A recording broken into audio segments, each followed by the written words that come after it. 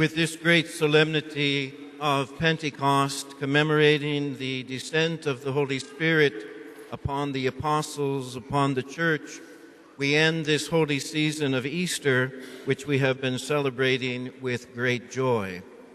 This celebration began on Ash Wednesday with the call to repentance and Jesus fasting in the desert and contending with the devil and resisting the devil's temptations. And then we see everything building up to the sacrifice on Calvary as we came to the great Triduum, celebrating the solemn institution of the Holy Eucharist, where the Lord gave his own body and blood for our nourishment on this earthly journey, his passion, his death, his resurrection, his ascension to the Father's right hand, and now the descent of the Holy Spirit upon the church.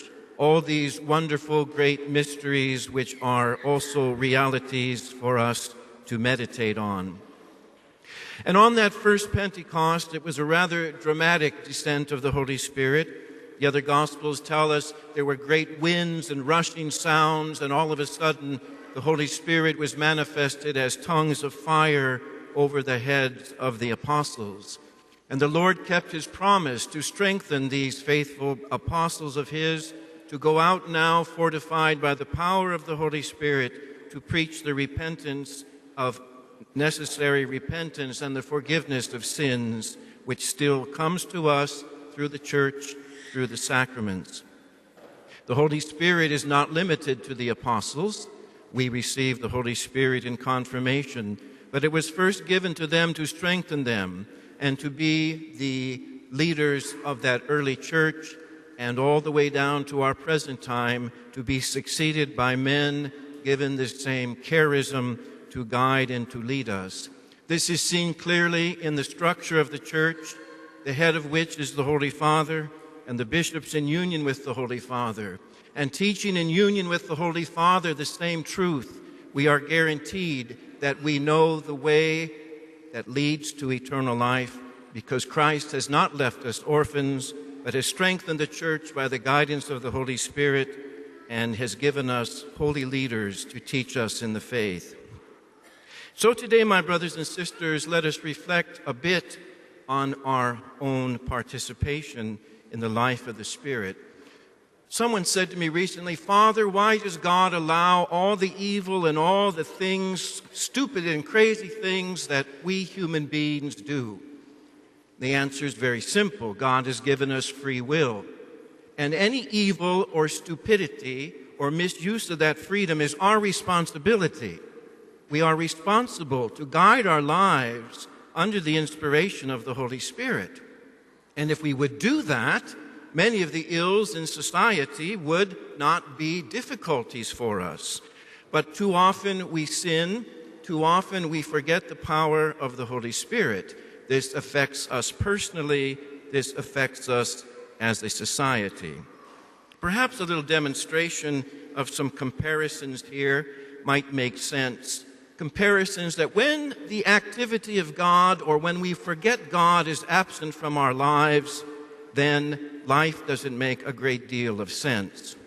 For example, we now have some of the tallest buildings in the world that were ever made, but we have shorter tempers. We have wider freeways, but smaller viewpoints. We spend more and more, and yet we truly possess less. We buy more, and we are less satisfied with what we buy. We have bigger houses, but much smaller families. We have more conveniences with less leisure.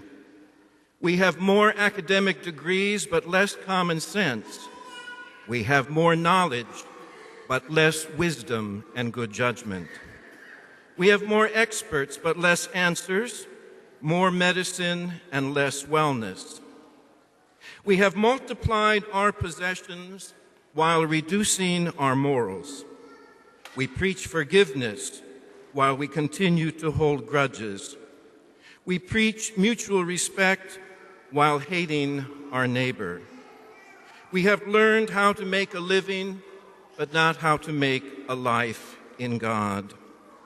These are the days of crowded showrooms with little in the stockroom. These are the days of Jesus, while mankind prefers itself. And so, my brothers and sisters, we are challenged today to, with fervor, turn our lives back to God, to not make excuses for our failings, but in humility to seek God's mercy for those failings and sins, and with the power of the Holy Spirit to be animated to be Christ's witnesses on earth.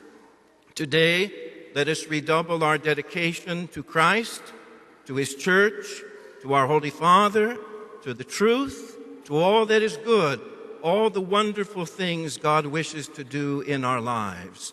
Let us allow the Holy Spirit to act through us, that we truly may grow in holiness and be Christ's faithful witnesses on earth.